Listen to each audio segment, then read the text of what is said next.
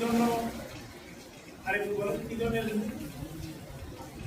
কথা বলেন, আমি একবার কথা বলেন কি জন্য এসে বলেন।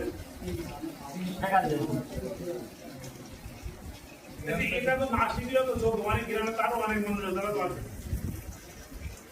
আপনার গ্রামে কি কম মানুষ আছে?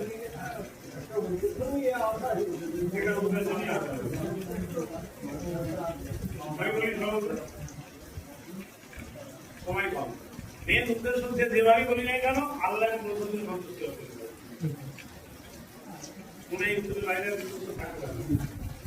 আমরা যাই করি না কেন এখানে আমি এখান থেকে শিখবো, ট্রেনিং নেবো, বাড়ি যাবো, আমার গ্রামের মক্তবটাকে ভালো করবো, গ্রামের বাচ্চারা ভালো কোরআন পড়বে, তারা সুন্দরভাবে দোয়া ধরুক, দোয়া মাসুল শিখবে, তারা আমল করবে, আমলের জিন্দেগিটা তারা মজবুতি করবে।